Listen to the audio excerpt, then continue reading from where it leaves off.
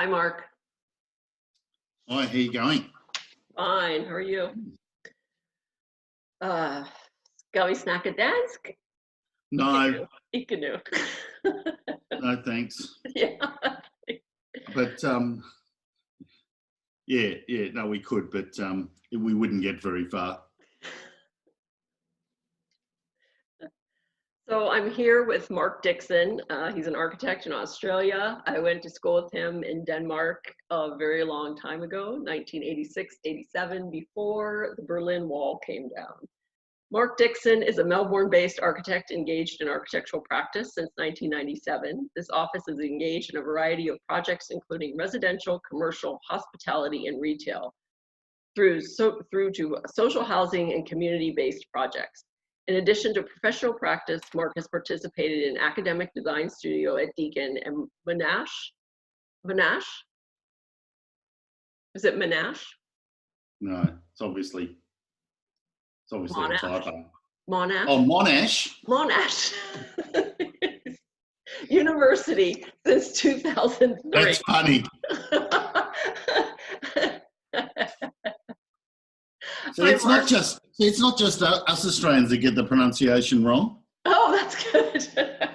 Yes. So, hi, Marc. How are you doing? And I know you had to wake up early for this interview because there's 17 hours difference. So it's 4 p.m. Saturday. And it's not that bad? Okay. I didn't make you wake up at 6 a.m. Yeah. No. Yeah. So how are you doing in these COVID-19 times in Australia? Most firms are still going, and they have made the transition to working from home fairly quickly. Yeah. And I guess they're able to do that because I think, like my office, whilst we've got a server at work, there is Dropbox and all sorts of other methods that you can use, and people can still document from home. Yeah. So I found that our profession's actually transitioned quite well. Yeah, I think so. I mean, because we have so much that's digital anyway, and then, we're usually pretty good about, though a lot of architecture firms, I know they feel like they have to be with people in the office all the time, because they talk about how it's such a collaborative process, but really it's what do you think about that? As far as it being a collaborative process, that you need to be with the person. I mean, everybody bangs on about how we're collaborative and how we're sort of, self-critical and we're doing this and doing that, but really, by the time if you want to get something documented, the boss comes around and goes, hurry up and finish that. But, you're still able to converse with suppliers in the same way that you would in an office anyway. Often it's talking on the phone, and in recent years, obviously, there's research that you can do on the internet, which is, there's builders you can chat to. So the projects that had started prior to March, where contracts were signed and builders were on site, they're still going. Those projects are still going, and the idea is that the tradesmen and the people on site are practicing social distancing. Sometimes that's important when you see two electricians trying to pull a draw wire through a duct. Yeah. Yeah, I know. I work at my house, and then I have 2 projects that are under construction right now. So, but one of them's for a contractor for his own house. So. Well, there's this idea. Of course, people want to keep working as well. So the hospitality industry copped a hammering overnight. Yeah. And the government has put forward a JobKeeper program where they'll pay $1,500 a fortnight if you keep those people on your books and still pay them. So I've applied for that right now. So I've got a feeling that our profession, there might be a little bit of a time lag. Because the 2 jobs that were about to be signed with a building contract, both of those projects have gone to sleep. And I'm hoping that they'll both come back at the end of it. There is a chance that they may not. They're just small. One's a residence down in South Gippsland, and another one is a residential bathroom renovation here in South Yarra. So those 2 projects, you can sort of imagine people not feeling confident wanting to get into a building contract in this climate. So I decided to set that aside. And the commercial projects, the word filtering down from the local council, where we do quite a few projects. The word filtering down from there is that there are projects that are only going forward in the second half of this year will be projects that are necessary. So there might be things like asbestos removal, which may involve some building renovation when you're doing that. Those kind of projects, but they're not putting forward any major projects in the next. When you're talking about council, or you're talking about government projects? So I'm talking about local governments. So in Australia, there's 3 tiers of government. There's local government, state government, and federal government. So there's a lot of bloody politicians to go around. We have those. We have those also, but the council is the local government. The council is the local, so that's the swimming pools, the town hall, the libraries, and we just, because their office is located in the central CBT, it's easy for us to go around and do the shit jobs that no other architects want to do. So it's so we do a lot of DDA upgrade works to existing buildings, and sometimes they're heritage buildings. So it requires a little bit of thought around how to hop the heritage hurdles and or you know, be mindful of them when you're doing the new design work, or if it's you try to be as least invasive as possible into the existing building fabric and all that sort of stuff. But, they've been good projects too. We're doing one at the moment for the Melbourne City Bars. We're putting some new bluestone stairs at the front, with proper vision and proper grip, and but we had the chance to actually redesign the going and riser ratios and do some beautiful looking handrails and have a new reception area with a new reception desk. That's actually been a pretty good project. That's been fun. So that is one that's still under construction at the moment. Okay. And then how is teaching going? So teaching, we had that's something that I do on a casual basis, and it's usually 1 or 2 days a week. Whatever reason, this year I got talked into doing a third subject, which has turned out to be fortuitous because it's meant that we've got some income on the side just to help things along.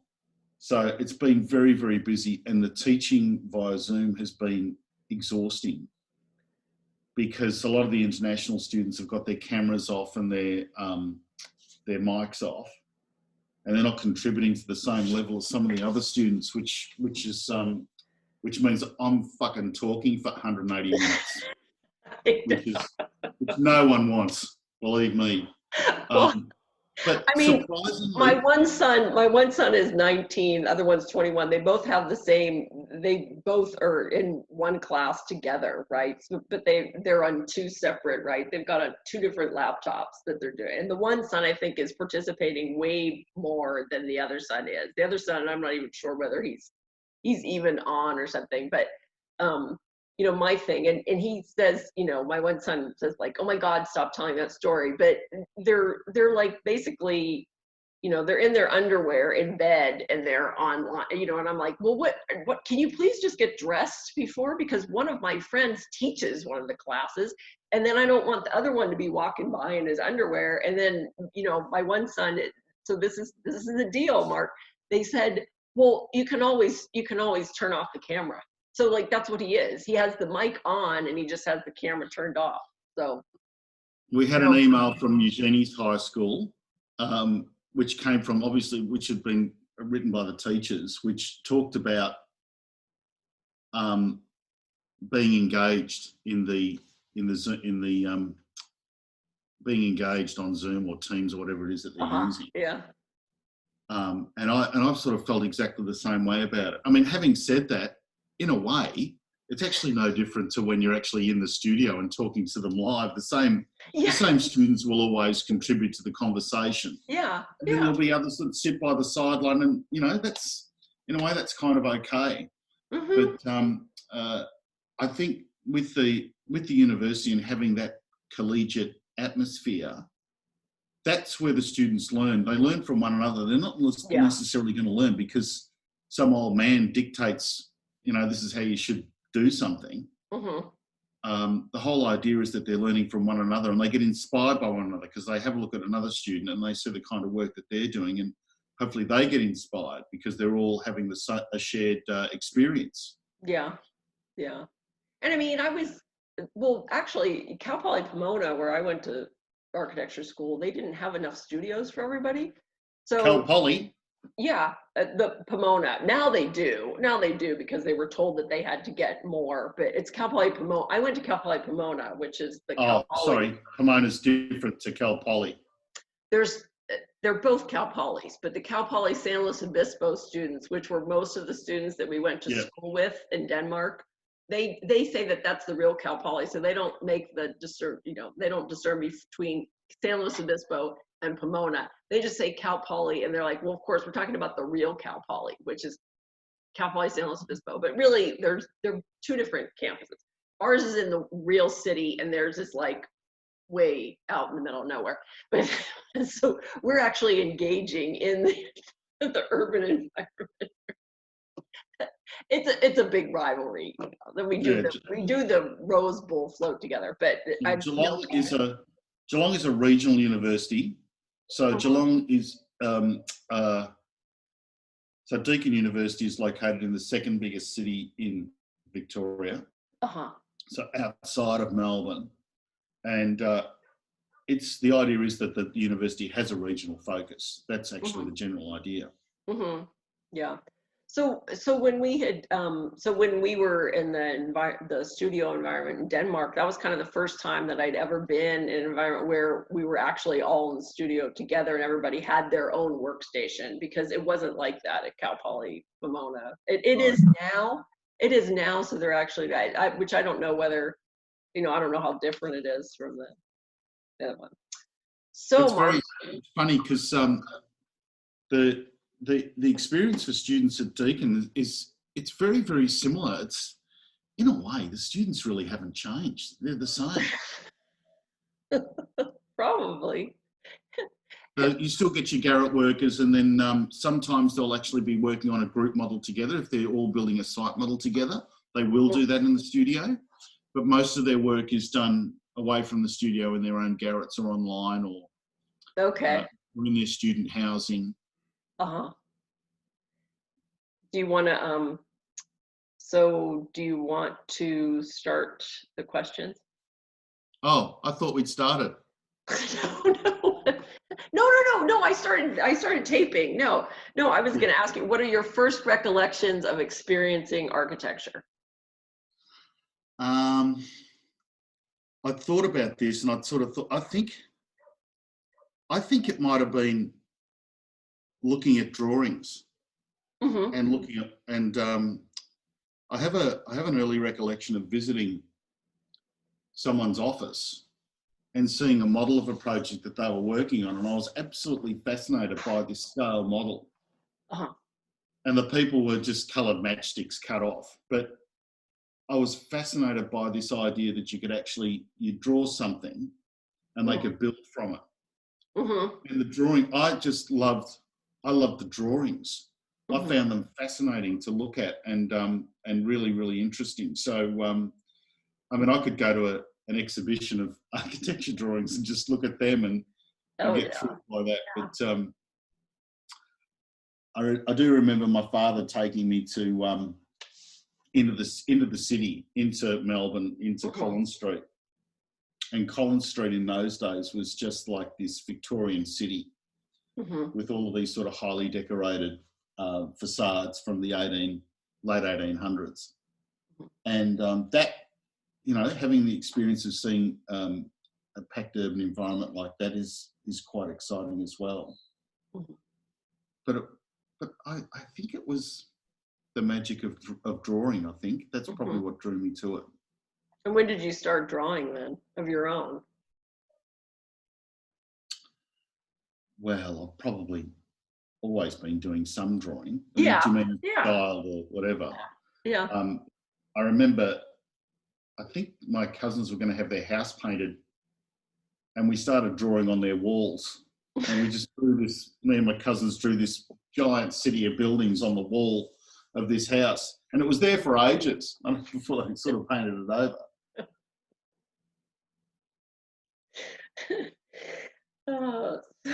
But I'm still drawing. I've still got my journals, obviously. So you do? Okay, that's great. That was great. So that year in Denmark that we did, mm-hmm. one of the subjects, and for me, the most valuable subject that we did was the journal. If you remember the journal, by an architect called Lars Gemso. He took us for that subject, and he's now a director at Jan Gehl's studio in Copenhagen. Okay. They do a lot of urban design, and he's Jan Gehl's actually done some consultancy work for the city of Melbourne, and made recommendations on what streets should be blocked off, and all of that sort of thing. So he was a great influence to me, and from then on, I've sort of always kept a journal. Mm-hmm. And often the best ideas might come when I'm on the train. Yeah. When I've got a bit of headspace and the phone's not ringing. Yeah. And I can put some I haven't got the planning officer telling me what to do. I haven't got the client telling me what to do. I haven't got the bloody engineer and the builder telling me what to do. I mean, that's probably being a little bit unfair, because I do love the collaboration with engineers. When coming up with something, but you need to pick your own consultants. When you've got nominated consultants, sometimes you think that the clients put them there to be a bit of a policeman, but I do love drawing. That's where I think most of the originality comes, because you get put up a set of adverse positions, and then you experiment with the with ways of solving. Mm-hmm. Yeah, I agree. I didn't take that sketchbook class. We had to have like so many classes, and the sketchbook class was not. I thought everyone had to take it. No. You were doing Danish language instruction. We had to. Yeah, we had to. Peter was in that class too. I can remember Peter was in Danish language. Yes, we had to take Danish language. Yes. Yeah. Where not only our Danish was criticized, but also our English. Yeah. Also, I think I failed that subject. So, what are 3 classic buildings that you like, and why? I don't know. I didn't know whether you mean classic or classical, so I've gone with classic. Classic as far as buildings that maybe people would know. Classical. Yeah. People wouldn't know. Yes and no. I've got yes and no answers to that question, because probably one of my favourite buildings is the Bow Trust building in Geelong, which is an old wool store that was built around the turn of last century, and it was made with concrete. So Geelong was a concrete town. Okay. And there's some terrific old concrete structures in that town. There's an old bridge that crosses a river from the 1800s, which is made out of reinforced concrete. There's which was very, very early. The ovoid sewer, when Geelong was sewered, they put in an ovoid sewer which needed to be gravity fed, which meant that part of the pipe had to come out of the ground when it crossed the river in Geelong. And thank you.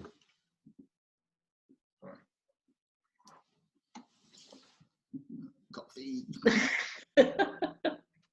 Thank you.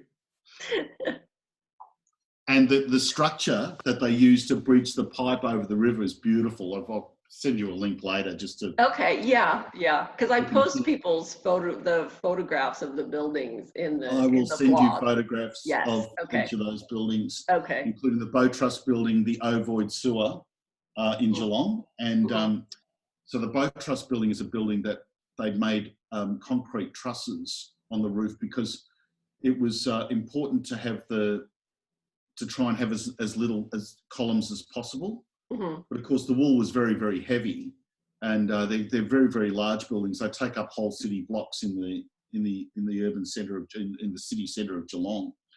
And indeed, the university now occupies one of those old buildings. But unfortunately, the Bow Trust building, which was this new technology of reinforced concrete, so the top floor of the building had no columns at all in it. It was used as a showroom, so the international buyers would come and look at the wool, and they grade the wool, and then they go off into the wool exchange auction rooms and bid on the wool to buy it. Mm-hmm. So it has a heritage significance. It sort of has a community significance, and it's got this architectural legacy to it. It was demolished in the 1990s, I think,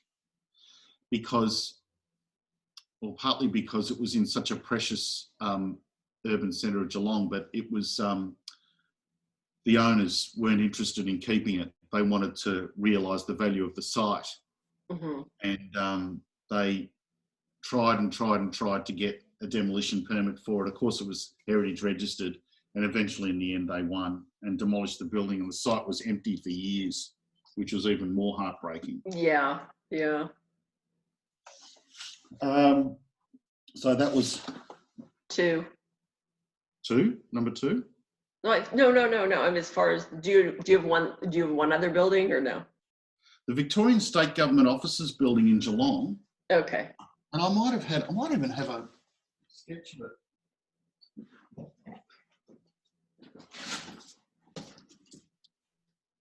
That building, it's Australian. It's kind of Australian version of brutalism, and it's a concrete building in the centre of Geelong. Oh yeah. And it's an upside down pyramid. So the building's small at the bottom, and then it sort of expands as it gets higher. Yeah. But it was sort of, and it's in the centre of Geelong, and it's of course reinforced concrete again, and it was designed by a very old Geelong architecture firm called Buchan, Laird and Borden, and it was built in 1977. So it was around that time, that sort of sweet spot for brutalism. Yeah. You know, we have the UCSD library, and it's inverted. It is just like that. And I'm sure that the architects probably had seen, because often what will happen is the Australian architects will travel overseas, or they'll see things that are published, and they'll start to replicate those sorts of things here. Mm-hmm. And that's true for a lot of buildings for a long period of time.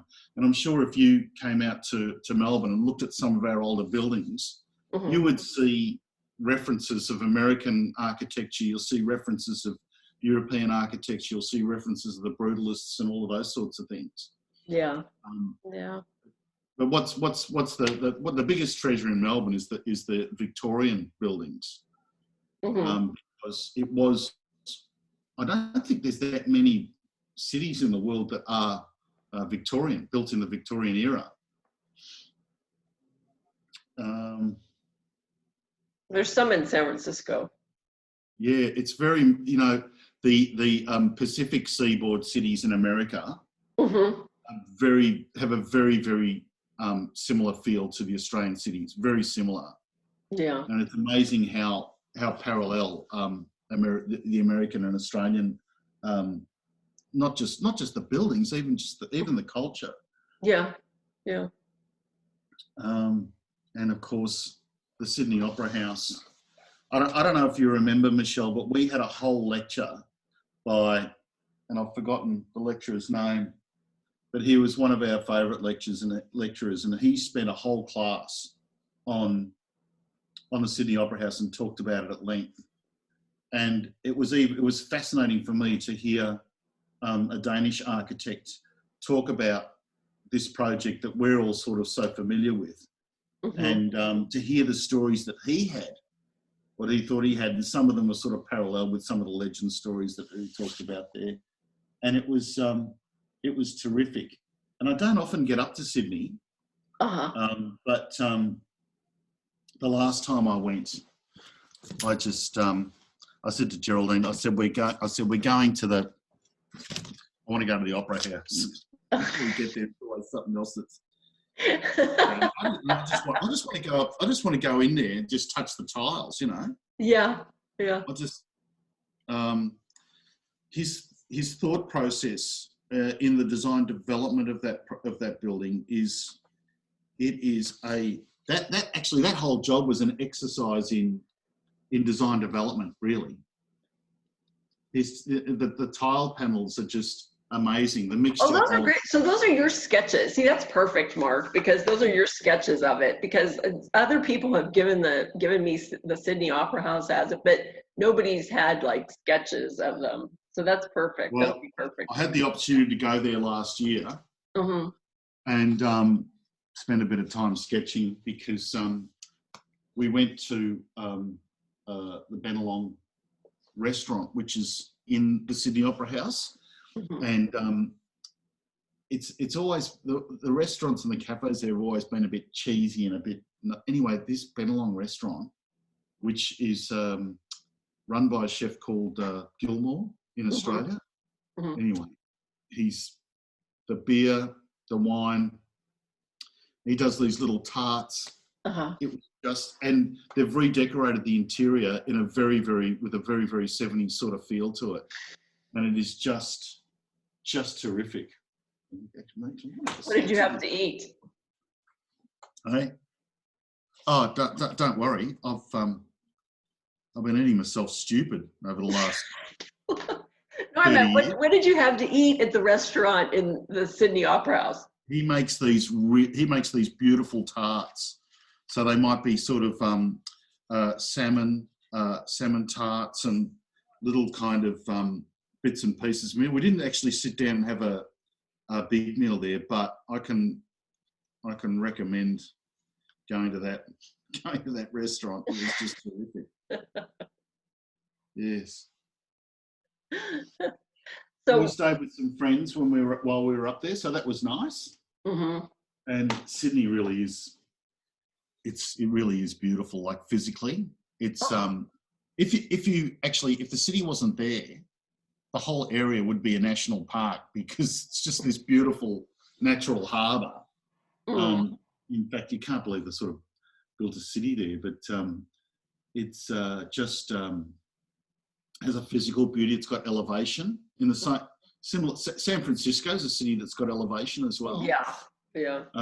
So it's a very similar feeling to San Francisco. Very similar. But there's the beaches there are incredible. The Red Leaf Pool in Edgecliff or Double Bay is beautiful place to go and swim. The Bondi Beach is terrific. It's a little bit dangerous, but it's a terrific. As far as sharks? Yeah. So no, not sharks. You're more likely to bloody stand on a bit of broken glass. Oh, okay. But I don't know that there's been many people taken by a shark at Bondi. Maybe a few, but you know, so far like a tiny percentage of how many people get killed on the roads. That's the really dangerous thing. You're more likely to get hit by a boat propeller. Anyway, it's a terrific city to visit. It's a little bit one-dimensional, but it's just between. That's a Melbourne person talking there. So, what do you like about being an architect? Oh, what do I like? I've got to think of that. Well, there's plenty not to like, and a lot of conversations are always taking up about complaining about contract conditions or the behaviour of builders or the way clients behave. But the drawing, the problem solving, details, that kind of, because you've got a little bit of experience on that side of thinking about building, you can come into a meeting and override an indecision, because you say, well, no, well, let's do it like this. And then they go, oh, okay. But only because they're all sort of, fumbling around. The teams that get thrown together, so you build a team of consultants, when you have a really terrific builder, it's the best when that happens. And everything falls into place. You can go on site and you can talk about how you want things to connect or how things should be done, and that's terrific. And obviously the friends I've made through the profession, and the teaching, the fact that there's this other sort of dimension to it. Yeah. I've never taught a class, but I've been, a guest critic at a lot of juries. And I was just talking, there was one of these online forums for Facebook that one of the students was asking, I don't think that I got very many comments from the jury this time. So I kind of went into this whole thing of like why you might not get a comment on every single project that you have, that you don't get like this glowing review. And I kind of said, and in not putting it as if like what your project was, just like any other reasons why you wouldn't be getting a lot of feedback. And I said, it's like people are tired when they're jury members. You've already talked about other points, and you've already, believe it or not, like we do get tired when we have to do things, or somebody else, it's like they've been talking the whole time, so nobody else is going to be able to talk because that one person has talked the whole time, and you're on a schedule, right? You have to like move forward and only have a few minutes per project for students if you're trying to get through them all. I mean, I was just surprised that she was able, right? Because she was still doing it digitally, right? You would think that, how is it with you with doing it? Have you had reviews now with students? Do you have other jury members? We had yesterday. Yesterday we did a mid-semester, not mid-semester at Deakin, it's trimesters. They've got a summer course as well. And Rosanna, who used to work in my office, was able to tune in on the Zoom. In fact, with Zoom, you could probably tune into the next one. Yeah, I would be happy to do that. Because I'm always scratching around to find people. Well, when they're live and I'm asking someone, like I'm saying to someone, take almost a full day off work to come down to Geelong and do some reviews with me. Yeah. I'm very, very grateful when they do, do take up that offer.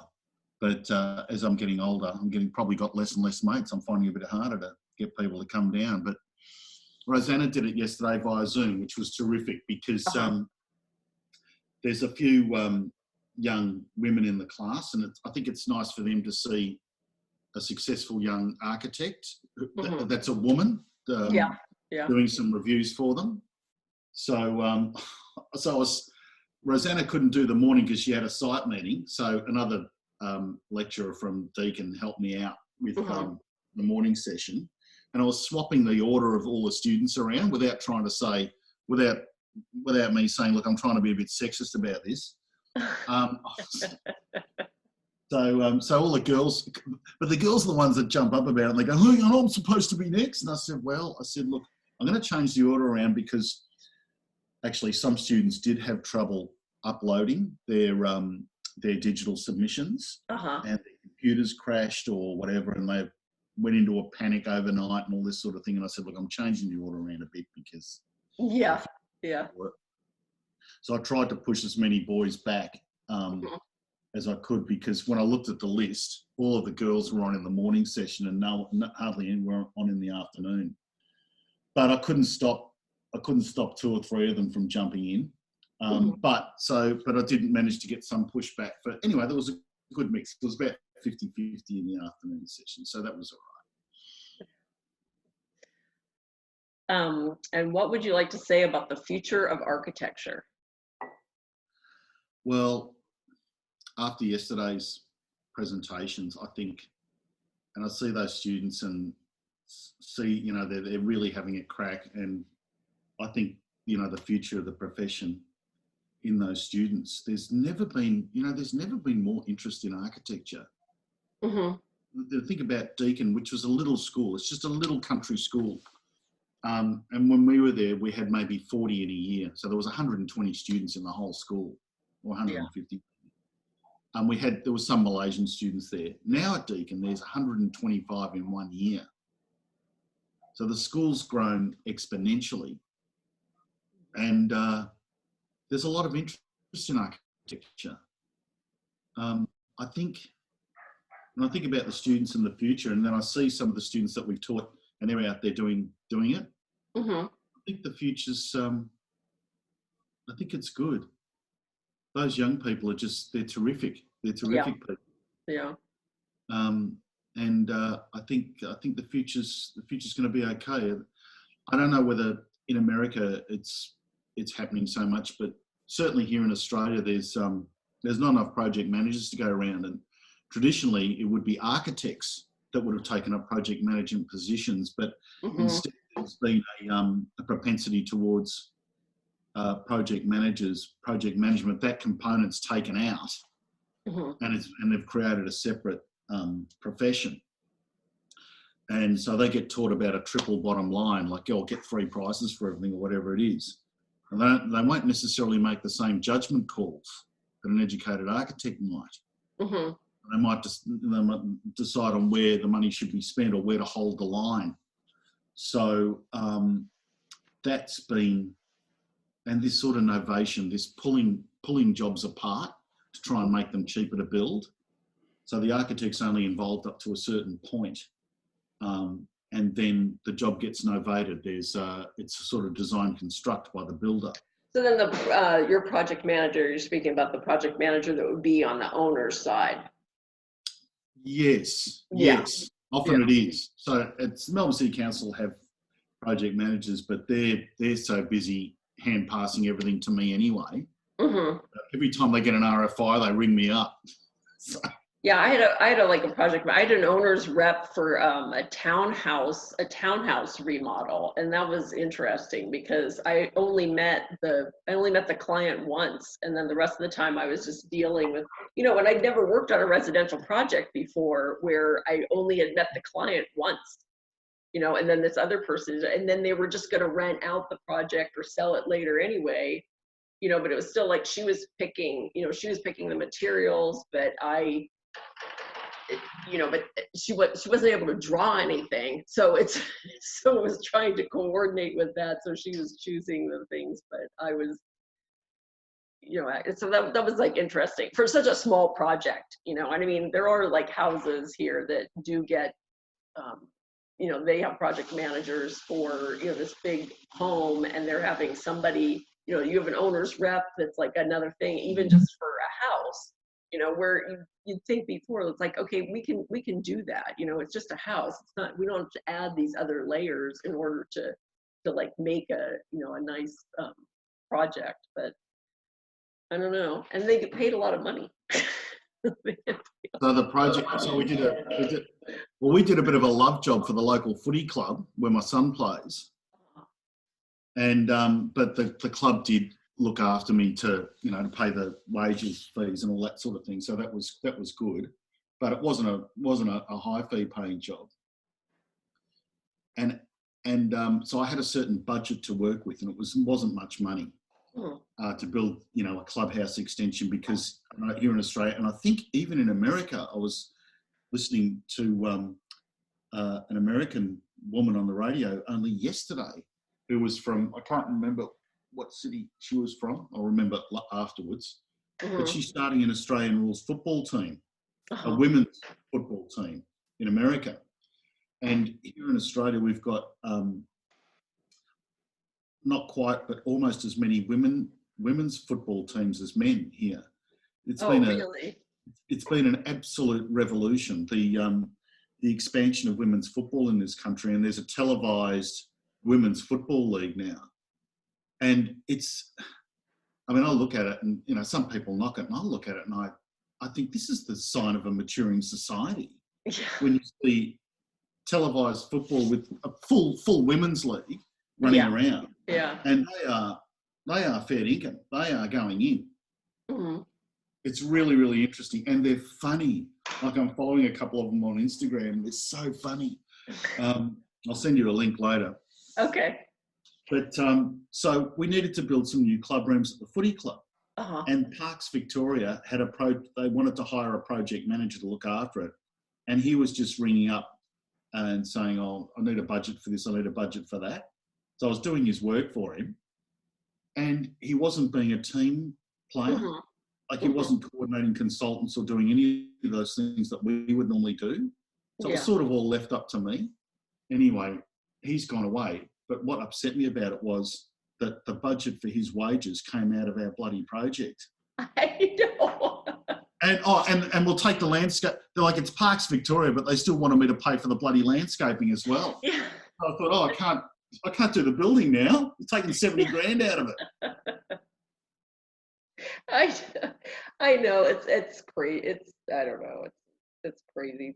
And then you're right. So it's like it's the bureaucracy. It's the bureaucracy of it. Yeah. It's the bureaucracy. So I mean, we could tender the job easily. We'll say we'll get a competitive price going. I mean, that's the way to get the price down. Yeah. Have a few builders out trying to outbid each other for it. Yeah, exactly. So, like I mentioned before, we went to school together in Denmark, and I guess I just wanted you to talk just about, traveling abroad and how living in another culture has made a difference in your life as an architect and a person. And, I mean, obviously we've become friends. I think a lot of us have stayed in contact, from that year. I talked to the people in Oregon and, the people in LA and I've even seen like some people that, that we went from all around, they're being published. And what are your kind of feelings? And I think also it's like being empathetic towards people from other parts of the world, or empathetic towards, and we went to school in Denmark. So obviously it was like a whole social housing, focus on social housing. And then what are your kind of your thoughts on that? The importance of traveling while you're there, traveling abroad and kind of, experiencing other things. Well, there's not, apart from a few hippies living in the hills, there wasn't many co-housing projects here in Australia. Mm-hmm. I can tell you that. But it's interesting because the master's students are doing exactly that at the moment. And so I'm able to draw on the education that we had together. Mm-hmm. And just to echo your thoughts there, of course, one of the best things was making new friends. That was just, of course, and we had so much fun together. I'm so grateful for that experience. That is for sure, Michelle. That was probably one of the best things about it. And then layered with that, we had the education and looking at all of these wonderful things. It's not as though it's a culture that's mired in adversity. These are successful cultures. So we did go to the Eastern Bloc, and had trouble trying to work out where to buy a loaf of bread, because they weren't as well resourced and as the Eastern cultures in Europe. It was really interesting to see those two things seemingly alongside one another. Did you go through Yugoslavia on your way back or not? Did you take that train trip from, I know that we went from Greece one time and then we went up through Yugoslavia, up the peninsula, instead of going across on the ferry. Yeah. And that was an experience that I was just, I mean, it's like we like showed up, we showed up one time, we were at the border, and we didn't have a visa to get into the country. So they just stopped the train and we were sitting there, and then they brought on this cashier, so we had to like change our money. Then they brought on another person so that we would have to use the money in order to buy a visa to go through the country. And, meanwhile, I was, because it was before the curtain came down, right? We were just. It was, and certainly our study trip to Berlin was. Yes. That was fantastic. I think we spent a whole afternoon in a pub on the east side, and that's where we met and spoke to people. But you really, really did get this feeling about the Stasi. That was a spectre that was hanging over seemingly everyone, and they felt like they couldn't talk to you. It was really weird. There's been a great book published by an author called Anna Funder, which is about that time. It's about that period in Berlin, which I reread, and it brought back all of those memories of that trip that we had to Berlin. Oh, and on the train, well, on the way down, when we, and I tell people this, and it's like young people, they have no idea what that's about, right? And I said, we were locked in on the train. Everybody else could go where they wanted to, but as like, was on the way back. Yeah, as the free people were locked into, I know, but they wouldn't let us go to the other parts of the car because everybody else, it was the East German train, and then ours was like the free train or whatever in the center, and then those East German soldiers opened up the door and came over and were partying with us on the train. And you guys put their uniforms on, which was totally illegal. They weren't allowed to do that. Well, Joe, I think it might have been Joe Schneider who first forced the door open. Yeah, exactly. And we swapped booze. Yeah.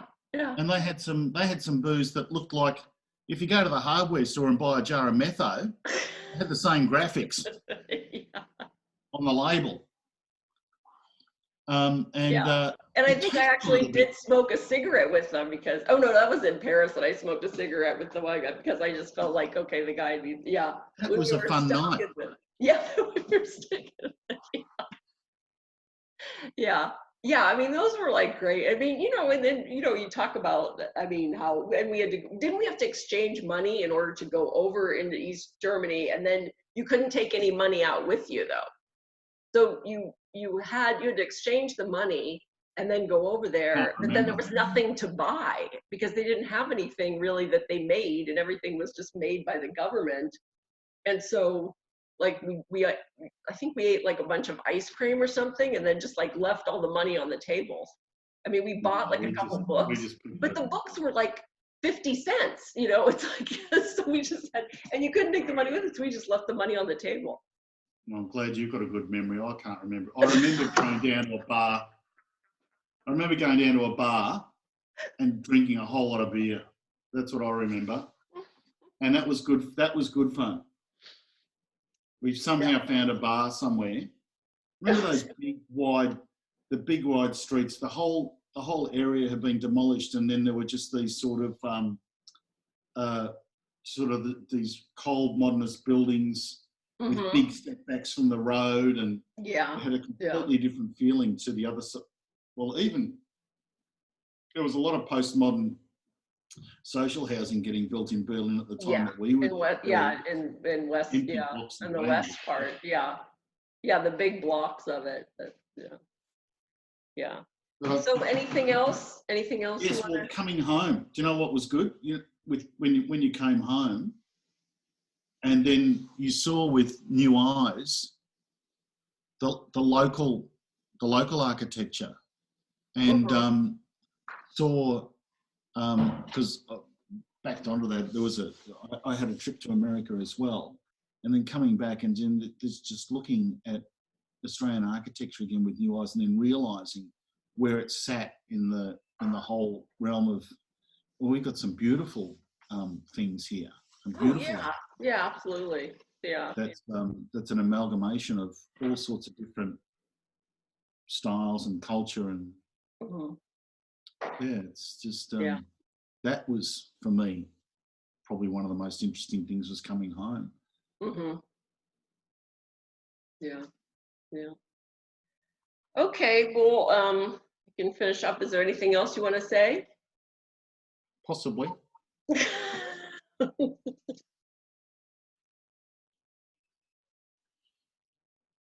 No, unless you want to talk about heaven and earth, or heaven and earth. What colour a building should be, or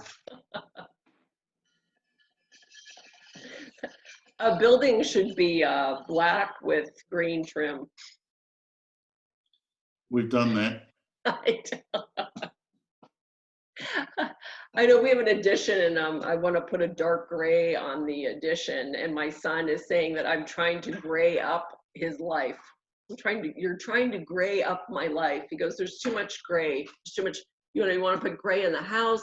You want to put gray on the outside of the addition. You want to put gray in the addition. Like you're just trying to gray.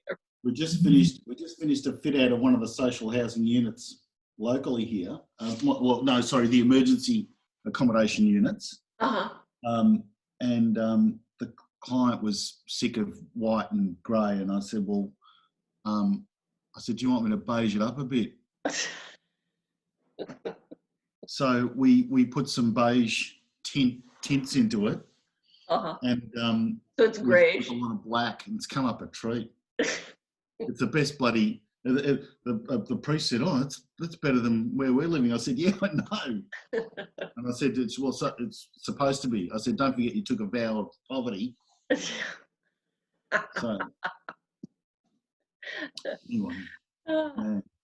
Okay. Well, Mark, it's good talking to you. Thank you so much for joining me, and I'll stop the video, and then we can.